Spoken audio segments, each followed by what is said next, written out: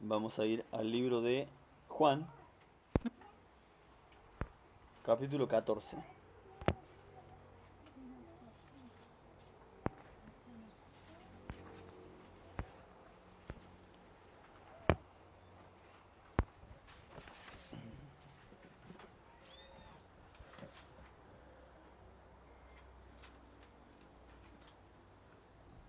Juan 14, 27. Dice así un pasaje muy conocido. Perdón, ¿14 cuánto? 14, 27. Evangelio de Juan, capítulo 14, versículo 27 dice: La paz os dejo, mi paz os doy. Yo no os la doy como el mundo la da. No se turbe vuestro corazón, ni tenga miedo. Amén. Amén. Estas palabras son salidas de nuestro Señor Jesucristo, ¿no? Y los usé como puntapié inicial para esta nueva enseñanza de los atributos del Señor, ¿no? Hoy vamos a conocer otro atributo del Señor, o mejor dicho, vamos a profundizar, porque ya lo conocemos, pero vamos a profundizar en otro atributo del Señor que Él es el Dios de la paz. ¿Sabían que Dios es un Dios de paz? Amén. ¿Sí? Sí. Eh, esta característica de Dios, conocerla para un cristiano, es, podríamos decir, de las cosas fundamentales. ¿Sí? Hay muchas cosas que muchas veces ignoramos de Dios. Pero saber que Dios es un Dios de paz y que anhela la paz para nosotros es una de las cosas fundamentales que un cristiano tiene que saber. Es importante que lo sepamos. Normalmente el mundo, ¿en qué se enfoca? En la ira de Dios. Cuando te reclaman algo, nadie cree en la Biblia, pero cuando tienen que reclamar cosas de la Biblia, todos se conocen la Biblia, ¿no? Y si Dios fuera tan bueno, ¿por qué hizo esto? ¿Y cómo puede ser que mandara a un pueblo a hacer esto? Y siempre se saben esos pasajes, pero sin embargo, los pasajes que hablan de la paz de Dios y del amor de Dios, eso se los olvidan. Eso no le importa a nadie, ¿no? Así se enfocan en quién, en Jehová de los ejércitos, ¿sí? Que también es otra característica de Dios. También, tristemente, pero por culpa del pecado del hombre, también es un Dios de la guerra, que lo vamos a ver seguramente en la próxima enseñanza. Pero en esta vez vamos a ver primero que es un Dios de paz. Y luego, si Dios lo permite, en otra enseñanza vamos a ver por qué Dios terminó siendo Jehová de los ejércitos, ¿no? Eh,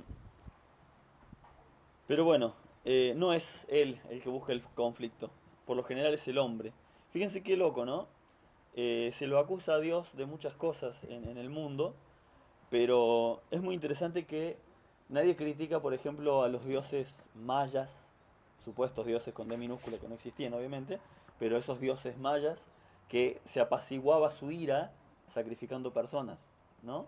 Y veíamos el otro día con mi mujer cómo hablaban de la cultura maya como una cultura milenaria. Sí, sacrificaban humanos, pero bueno, eran muy avanzados, eran wow, un elogio tras elogio a una cultura horrorosa. Sí, no sé si los mayas, los aztecas, los indios que estaban por acá. Por eso me encanta, no sé quién la ha visto, pero me encanta la película Apocalipto, no sé si la vieron, que refleja lo que eran los indios. Hoy en día hay un reenamoramiento de los indios, ¿no? De la cultura aborigen, y no eran personas muy agradables que digamos, eran tremendos, eran muy violentos, eran pueblos guerreros. Y a ellos sí se dice que, bueno, tenían sus dioses, que se le apaciguaba la ira con el sacrificio, y hasta lo ven como que, bueno, era su cultura, estaba bien. Pero cuando Dios en la Biblia hacía justicia, verdadera justicia, Dios era malo, Dios es vengativo, ¿no? Es la excusa del mundo para no creer. Pero Dios, le guste a quien le guste, y lo demuestra su palabra, es un Dios de paz. ¿Cuál fue el primer enemigo del Señor? ¿Saben? Satanás, exactamente. Pero en principio, ¿Dios lo creó para ser su enemigo? Para nada. Dice la palabra de Dios que en él se halló la maldad. Que fue de él, de su propia iniciativa, el hacer lo que nunca se había hecho en la eternidad. Desobedecer a Dios. ¿Sí?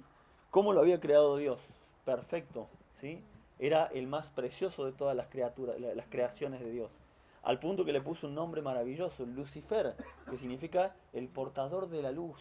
¡Wow! Es raro, nosotros decimos Lucifer, pensamos en el diablo, pero la palabra Lucifer es el que porta la luz. ¿Qué luz portaba? ¿La suya? No, la luz de Dios. ¿Sí? La luz de Dios. ¿Y qué pasó? ¿Qué terminó llevándolo a que pierda esa paz de Dios? Bueno, su propia desobediencia, ¿sí? Su propio orgullo. En Proverbios encontramos las 7 cosas que más aborrece Jehová y la número 1 es la que era el pecado de Satanás, los ojos altivos, ¿sí? La soberbia, el querer ser más que Dios. Pero ¿fue de Dios el inicio de la guerra? No, no inició en él, ¿sí? Inició en el que quiso tomar el lugar de Dios. Luego el Señor crea al hombre en la tierra, ¿no? Me imagino que Adán lo puso en un mundo horrible, lo puso en un mundo lleno de hambre, de miseria, ¿no? No, para nada. ¿A dónde lo puso? En el huerto del Edén, en un lugar de paz y sin la más mínima conciencia del pecado. Él solamente, siempre una frase que me quedó mucho, es que Adán y Eva no conocían el bien y el mal. ¿Por qué necesitaban el árbol del conocimiento del bien y del mal? Porque no lo conocían. Ellos solamente conocían lo perfecto. ¿Qué era lo perfecto? Obedecer a Dios, nada más. Dios decía hacer esto, listo. Eso era lo perfecto. No, no sabían qué era el bien y qué es el mal. No tenían idea. Ellos solamente conocían lo perfecto. Wow, qué Dios tan misericordioso para ponerlo al hombre en el huerto del Edén. ¿Y de quién nació la discordia? ¿Quién fue el puntapié inicial para que el hombre pierda la paz, la comunión con Dios? Fue el hombre. No fue iniciativa de Dios. ¿Sí? Si bien fue, obviamente conocemos la historia a través de la mujer, pero Dios, la culpa carga sobre el varón. Vos sos la cabeza. Lo lamento. La culpa es tuya. Adán dice, la mujer que me diste. ¿No? Luego viene una serie de, en todo el libro de Génesis, ¿no? De un grupo de varones que lograron alcanzar humanamente esa paz de Dios. Hablo de Noé, ¿sí? Hablo de Abraham. Abraham sí que sabía, entendía lo que era conocer, no es que conocía a Dios, todavía lo estaba conociendo, pero entendía que lo único que tenía que hacer era obedecer a Dios. Había muchas cosas que Abraham no entendía, ¿no? Pero él obedecía igual. Y luego Moisés. Pero con Moisés también llega la salida, ¿no? Ya del pueblo de Israel de Egipto. Y ahí nuevamente encontramos otra vez la pérdida de la paz. Dios, cuando los saca de Israel, fíjense que los saca en paz. Ellos no tuvieron que pelear por su libertad. Dios los sacó. Él peleó la batalla. Sí, obviamente el faraón y Egipto sufrieron un montón. Pero el pueblo de Israel, ¿qué tuvo que hacer? Nada. Nada. Nada, esperar a que Dios hiciera. Y cuando se van y cuando el faraón se arrepiente de dejarlos ir, va detrás de ellos y ¿qué tuvieron que hacer? Nada, sigan caminando, le dice el Señor. Se abre el mar y pasan en paz. ¿Sí? Dios peleó su batalla. Pero inmediatamente llegan al otro lado que cantan aquel himno, aquel salmo que cantan, ¿no? Con, ¿cómo se llama? Con María. Apenas pasan, no sé, no aclara la Biblia cuánto pasó, pero habrá pasado un día, 2 días, y empezaron, ¿no? Y empezó la discordia. Pero no tenemos pan. Y el Señor les manda el maná del cielo. Un par de días después, pero no tenemos agua. O sea, en vez de enfocarse, che, pero Dios quiso lo mejor para mí, me sacó, no tuve que pelear por mi libertad, no tuve que hacer nada. En vez de pensar en ese milagro de la apertura del mar, ¿en qué pensaban? En la necesidad inmediata. Y luego ya pidiendo directamente carne, que simboliza el pecado, simbólicamente, ¿no? Ya querían la carne, ya no les interesaba la paz de Dios. Y luego lo que conocemos que pasa luego, ¿no? Cuando manda a los 12 espías, que Dios ya se harta de toda esa generación. ¿Qué perdió esa generación con Dios? La paz, ¿sí? ¿Dios quería que esa generación pereciera en el desierto? No, para nada. Les dio oportunidad, se hartó de darles oportunidades, ¿sí? Se hartó de darles oportunidades. Y sin embargo, ¿de quién fue siempre quién fue el que instigó la pérdida de la paz con Dios? El hombre, ¿sí? Nosotros. Ahí nos pongamos a nosotros, ¿sí? Porque recordemos que el pueblo de Israel nos representa a nosotros también, ¿sí? No digamos, oh, qué pueblo malvado. No, no, no. Es una figura de nosotros. No nos hagamos los locos. Fíjense qué loco. Cuando pasan todo esto, ¿no? Ya la siguiente generación, mientras están ahí en el desierto todavía cumpliendo esos 40 años, de castigo, ya estaba la nueva generación y Dios les dio todas las leyes, lo que se conoce como la ley, ¿no?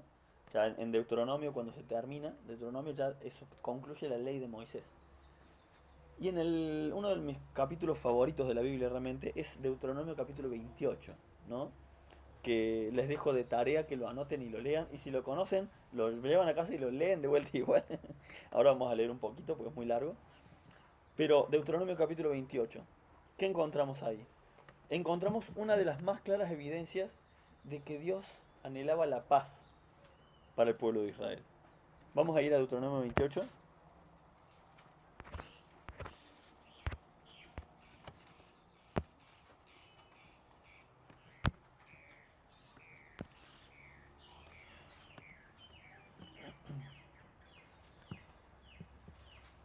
Vamos a leer el versículo 1 y 2.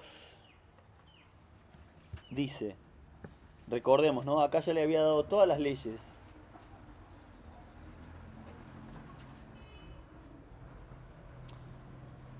Esperamos que termine de pasar el auto.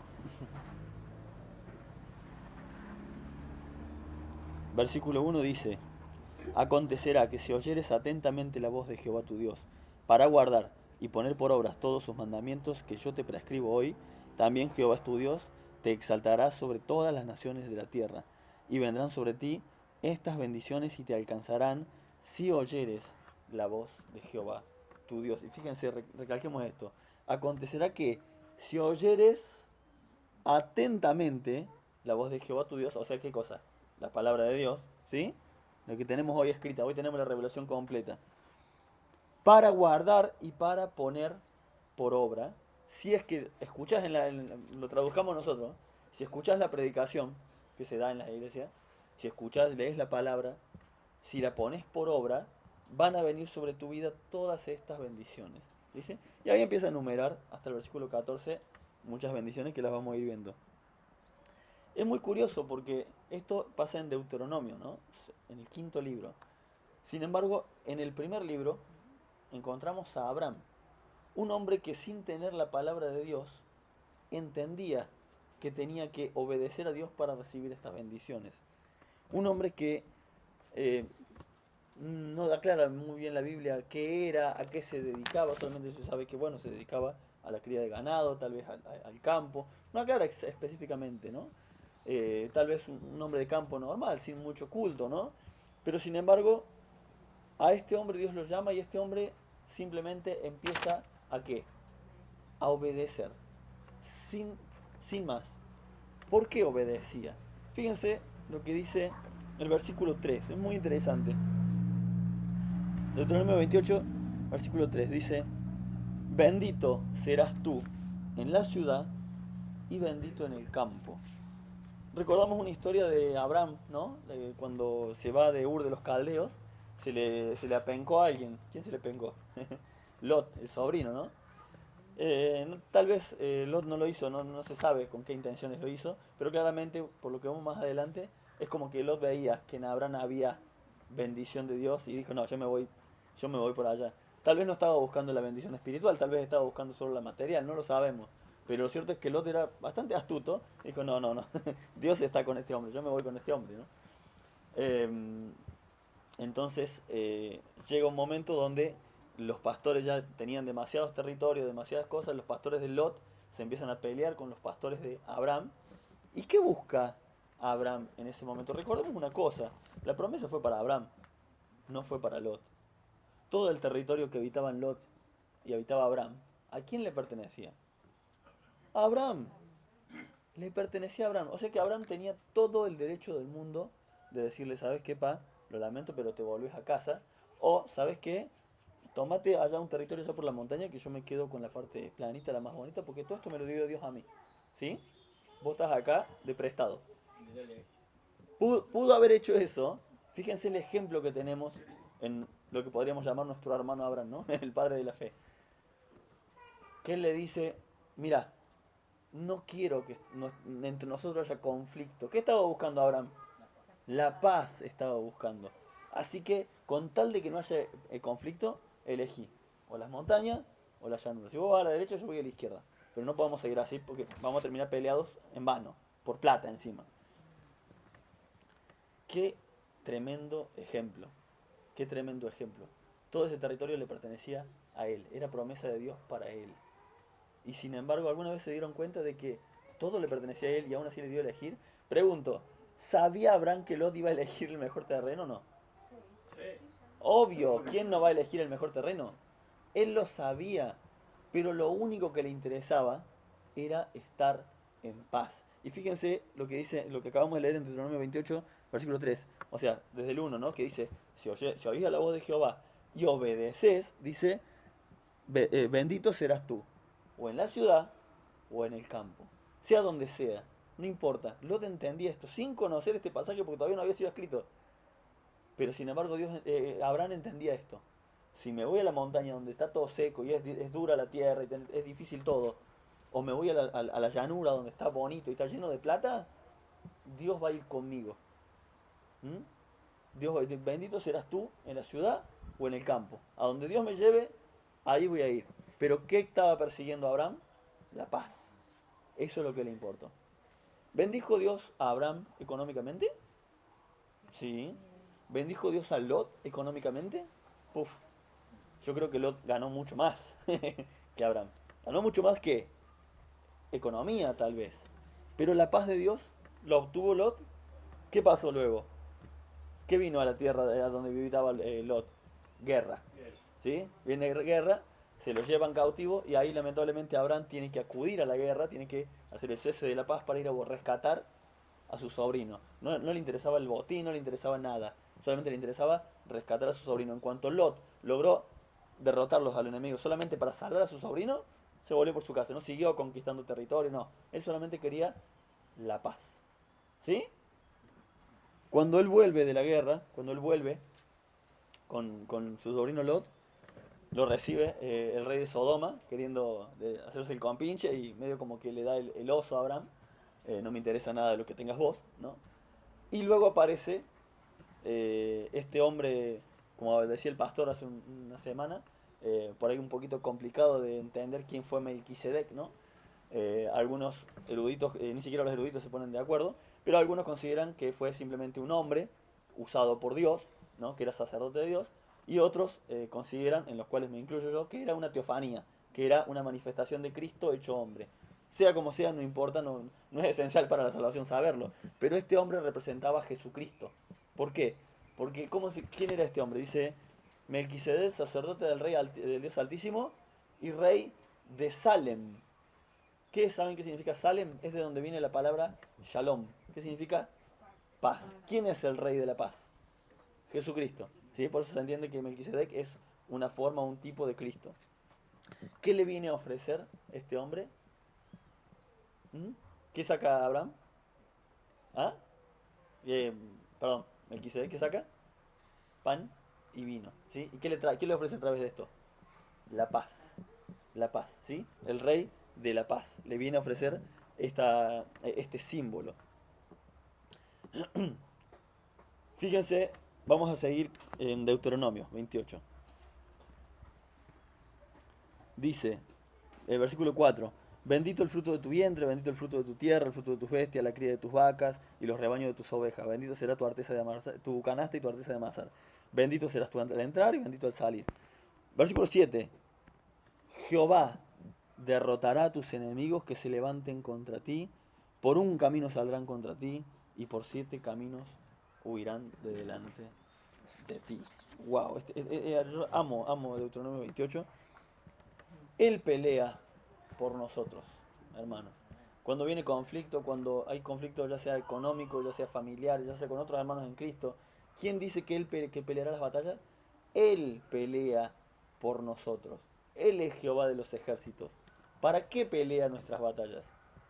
Para que nosotros podamos ser lo que dice el Señor Jesucristo en las bienaventuranzas. Que seamos pacificadores. ¿Qué dice? Bienaventurados los pacificadores, porque ellos serán llamados hijos de Dios. ¿Sí? Él pelea nuestras batallas. No somos nosotros los que tenemos que estar peleando, que tenemos que estar discutiendo, ya sea por los conflictos familiares, por el conflicto de un hermano en Cristo, ya sea por conflictos, no sé, en el trabajo, económico, herencias. No somos nosotros los que tenemos que estar peleando. Hay un ejemplo clarísimo cuando un hombre le viene a traer un problema a Jesús y le dice, Señor, decile a mi hermano que parte la herencia conmigo.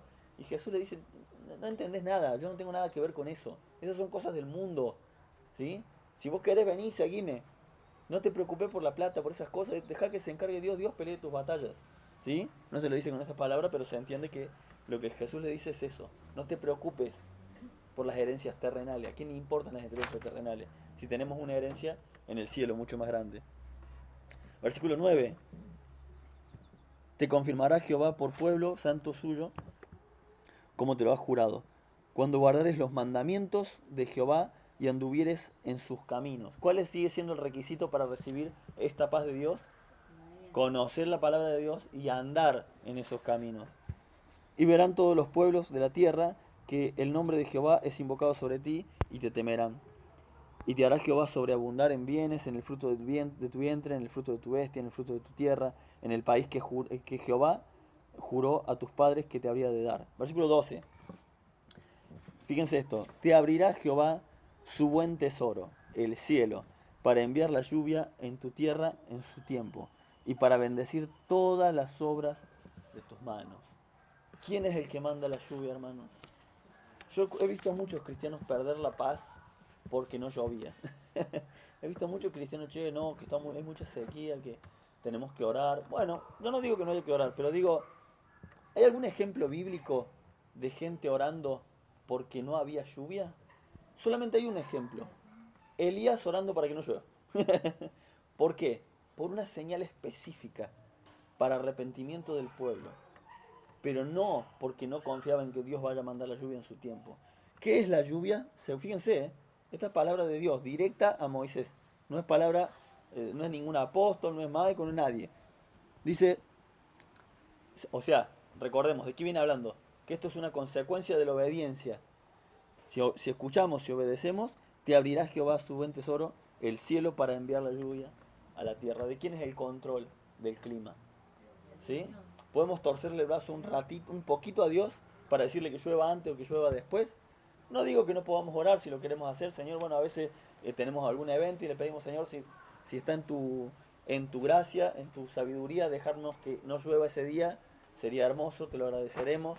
No está mal, pero desconfiar, empezar no, hermanos, tenemos que orar para que llueva, es una consecuencia de la obediencia, ¿sí? Es una consecuencia de la obediencia del pueblo de Dios, no del mundo, del pueblo de Dios, ¿sí? Si se humillare mi pueblo sobre el cual mi nombre es invocado, ¿quién es el pueblo de Dios? Nosotros, no el mundo. Amén.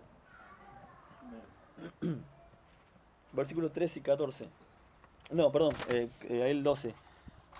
Fíjense lo que dice el final del versículo 12. Esta parte es una de las partes que más cambió mi forma de pensar, ¿no? Recordemos que estamos hablando de las consecuencias de la obediencia. Y prestarás a muchas naciones, y no pedirás, y no pedirás prestado. Es muy triste y espero que ninguno acá esté en esa situación porque no los conozco, pero es muy triste. Yo he visto a cristianos, o en teoría cristianos, que toda la vida pasan, no es una situación específica, toda la vida se la pasan viviendo de prestado, que nunca les alcanza, que nunca les rinde, solamente se me viene un pasaje a la mente y es este, que la consecuencia de la obediencia es que vos vas a poder, no dice que vas a tener riqueza, te vas a volver, te vas a poder en dólares, solamente dice que te van a venir a pedir prestado a vos no vas a tener que estar pidiendo prestado. ¿Sí? Y algunos, no sé, se puede excusar y decir, no, bueno, pero yo hago las cosas bien igual. No sé, yo solo sé que la Biblia dice esto, que la consecuencia de la obediencia te lleva a no vivir de prestado. Y lo primero que se me viene, que es una de las cosas que la aprendimos, si bien voy a la iglesia desde muy chico, pero eh, la obra, no completa, pero la mayor parte de la obra Dios la ha hecho en estos últimos 10 años, 11 años, 10 años de casado y 11 con mi mujer. Son la parte cuando Dios me ha tratado más y he aprendido más, ¿no? Y doy gloria a Dios porque una de las primeras cosas que aprendimos con mi mujer es a eso, a que tratemos de no vivir en deudas, no vivir de prestado, ¿sí? El Señor dice, y prestarás y no pedirás prestado. Y cada uno tiene su forma de ver, ¿no? Pero al menos yo lo tomé para mí, dijimos con mi mujer, mira, vamos a tratar de no agarrar ninguna tarjeta de crédito. Vamos a tratar de no agarrar ningún préstamo, ni que lo dé el gobierno a tasa cero, no importa. Vamos a confiar en Dios. Y al día de hoy puedo decir que solamente Dios ha sido fiel. Porque solamente en la gracia de Dios entra que tengamos nuestra casa y nuestro negocio en menos de 10 años y que no le debamos dinero a nadie. Es una cosa que solamente, en mi testimonio es ese. Si tengo que decir, he confiado en que no tengo que pedir prestado. ¿Sí? Obviamente hay situaciones distintas, ¿no? Yo sé que hay algunos que han tal vez traído, venían del mundo y bueno, traían deudas y todavía tienen cuentas que arreglar. Pero la promesa de Dios es esta. Y no está escrita en vano. Él nos dice que si obedecemos a Él, una evidencia de que verdaderamente estás obedeciendo a Dios es que ya no vas a tener que estar viviendo de prestado. Ya no vas a tener que estar viviendo así. Porque no es digno de un hijo de Dios. ¿Amén? Amén. Es duro, es difícil. Pero ¿saben qué? La palabra deudas es lo diametralmente opuesto a la palabra paz. ¿Conocen a alguien que viva hasta acá de deudas y viva en paz? Yo no. Todavía no lo conocí. ¿Sí? A menos que sea alguien que recién se convierte y reconvierte y trae las deudas del mundo, puede ser que Dios le dé la paz. Pero no conozca a nadie a quien la palabra paz, la palabra deudas, le traiga paz. ¿Sí? Versículo 13 y 14 dice, te pondrá Jehová por cabeza y no por cola, y estarás encima solamente y no estarás debajo. Si obedecieres, nuevamente recalca, si obedecieres, es una promesa condicional. Si obedecieres los mandamientos de Jehová tu Dios, que yo te ordeno hoy, para que los guardes y los cumplas. Y no te apartes de todas las palabras que yo te mando hoy, ni a derecha ni a izquierda. Y no te apartes de todas las palabras que yo te mando, o sea, Dios, ni a derecha ni a izquierda. O sea, ni una pizca, ni un pasito, ni medio pasito, ni un cuartito, nada. ¿Sí? Ni a diestra ni a siniestra para ir tras dioses ajenos y servirle. O sea, para ir detrás del mundo. Ni a diestra ni a siniestra es una definición muy tajante. O sea, te está diciendo el Señor, yo te marqué este camino. ¿Sí? Este es el camino de la paz. ¿Querés estar en paz con Dios? ¿Sí? La paz interna me refiero. No me refiero a la paz que da Jesucristo en la salvación, que es muy distinta. Pero la paz para el día a día. El Señor nos dice, mira, este es el camino. ¿Vos querés vivir en paz? Acá están mis mandamientos. ¿Sí? Están desde Génesis hasta Apocalipsis. Buscalos que ahí están. Como decía el pastor el otro día, escudriñando. ¿Qué significa? Escarbando, buscando con ansias. Como la gallina busca ese gusanito, ese bichito abajo de la tierra, lo busca con ansia. Me quedó mucho ese ejemplo, es excelente. Así cuando leemos la palabra de Dios no nos podemos quedar solamente con que dice, bueno, sí, ¿cómo es que dije lo que acabo de leer? Y prestarás a muchas naciones y no pedirás prestado. Ajá, mira qué lindo. Pará. ¿Qué está diciéndome el Señor ahí? Hay una promesa ahí para mí. Escudriñemos, busquemos a qué se refiere. ¿Sí? Así con cada pasaje de la palabra de Dios. Esto es, obviamente, en el caso de que alguno quiera la paz de Dios. ¿Alguno no quiere la paz de Dios acá? Hermanos, a través de Jesucristo, en el sacrificio de la cruz, recibimos la paz para la salvación. ¿Sí? No es una paz que merecemos, no es una paz que nosotros logramos. Es una paz que solamente el sacrificio de Jesús pudo abrir el canal. ¿Sí? Y podemos ser salvos, y podemos ser salvos, y sin embargo vivir una vida sin la paz completa de Dios. ¿Mm? Podemos tristemente llevar una vida, como se dice a los ponchazos, una vida cristiana blanda, una vida cristiana fundada sobre la arena, que construye y se me cae, construye y se me cae, construye y se me cae. Pero yo creí en Cristo, pero examinemos si verdaderamente estamos obedeciendo todo lo que aprendimos en la palabra de Dios. Todo lo que aprendimos acá primero que nada, porque para eso nos reunimos. ¿Mm? Examinemos eso. Si queremos la paz de Dios. Ahora, si no queremos la paz de Dios, si no nos interesa, si consideramos que con la salvación me alcanza, total llego como llego, cosa que no creo que nadie quiera. Les recomiendo que en sus casas lean Deuteronomio 28 del 15 al 50 al 68. O sea, tenemos 14 versículos de bendiciones y 54 versículos de maldiciones por no obedecer a la palabra de Dios. Yo hay una cosa que me tocó vivir hace un tiempito, que una persona nos vino a pedir algo y bueno, el Señor te dice que al que te pida dale, ¿no? Pero uno como hijo de Dios tiene que ser sabio, ¿sí? Porque si viene obviamente alguien que está borracho, que claramente sabes que quiere dinero para el vino, y no le vas a dar porque sabes que lo va a gastar en eso, es cuestión de ser sabio. Pero sabemos cuando viene una persona con necesidad, realmente. Y una persona llegó a mi casa pidiéndonos algo en específico para ella beneficiarse de alguna manera, ¿no? Con un plan del gobierno. Entonces, dentro de mi corazón yo dije, Señor, ¿qué hago? Porque yo siento que esto está mal. El Señor me dice que no viva del César, que no vaya a pedirle prestado al César, sino que confíe en vos. Y esta persona dice que es cristiana y está queriendo hacer esto que yo sé que está mal. Yo sé que está mal. ¿Qué hago? ¿Mm? Y como un varón valiente, le dije a mi mujer, anda y decirle que no. Y me dijo mi mujer, no.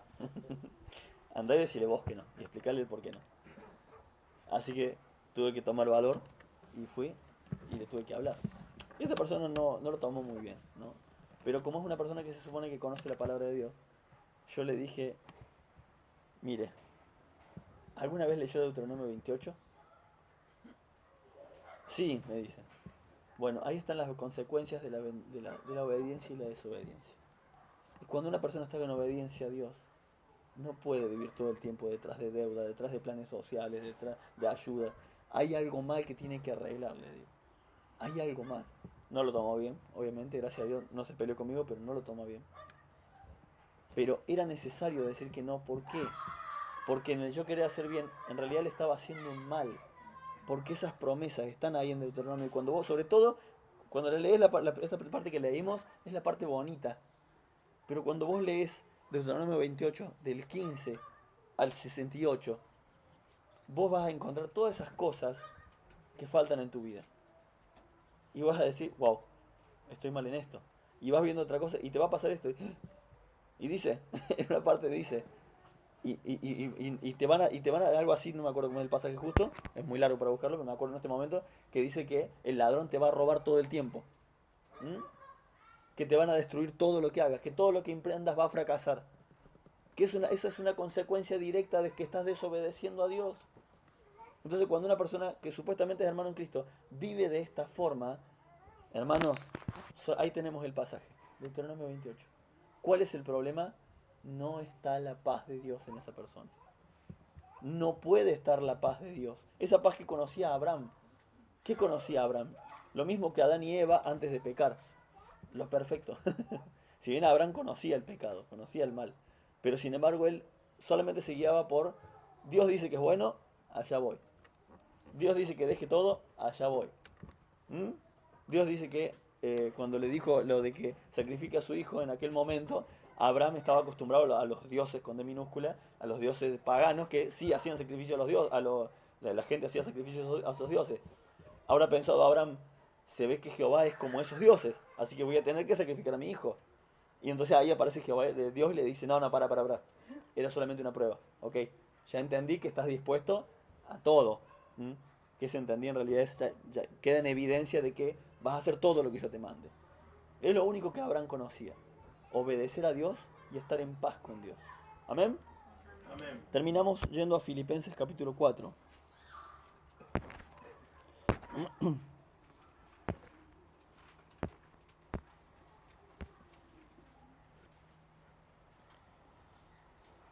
Filipenses 4,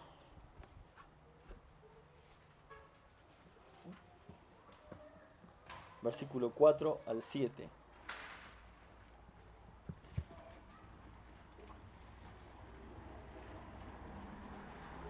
Dice así, regocijaos, o sea, que se llene nuestro corazón de alegría. ¿sí?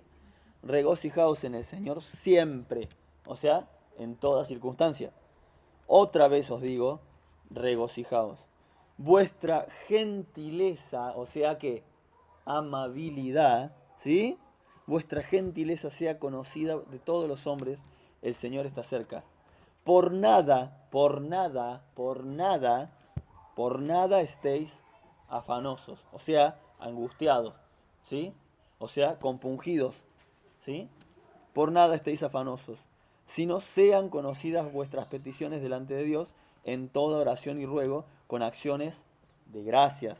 El otro día leía un pasaje bíblico, un comentario bíblico, que no me acuerdo de quién era, pero decía, cualquier oración que presentemos delante de Dios sin agradecimiento y alabanza, solamente estamos presentando una queja. Es todo lo que estamos presentando. Si no, en la oración que levantamos a Dios, pensemos cuando oramos, la oración que levanto a Dios, ¿hay alabanza y hay agradecimiento? Si no lo hay, solamente estoy anotando el libro de quejas, nada más.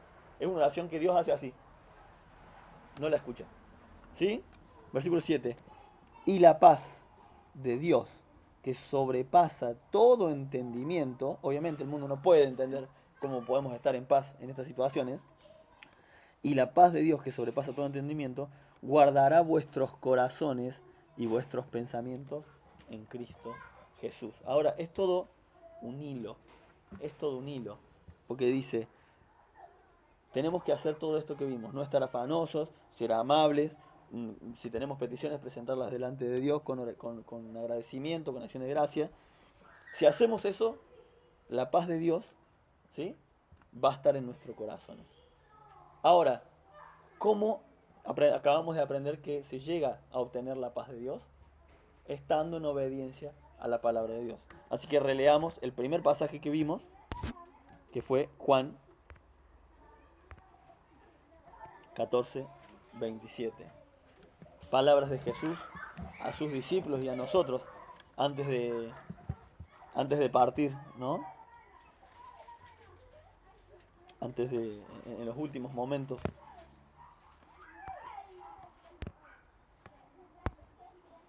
Antes de entregarse a lo que él tenía que hacer, dice, la paz os dejo, mi paz os doy. Yo no os la doy como el mundo la da. Fíjense, es parte de lo mismo. No se turbe vuestro corazón ni tenga miedo. No se turbe vuestro... No, pero hay 7.000 millones de casos de COVID. No se turbe vuestro corazón ni tenga miedo. Amén. Solo queda una pregunta, que no quiero que me la respondan. Quiero que se la respondan solos. ¿Hay paz en nuestras vidas? Pensemos en esto. No me respondan, no quiero saberlo yo. Es una pregunta para nuestro corazón. ¿Vivo en paz? Porque si no vivo en paz, solamente hay un lugar al cual te puedo llevar. Deuteronomio capítulo 28. Amén. El Señor les bendiga.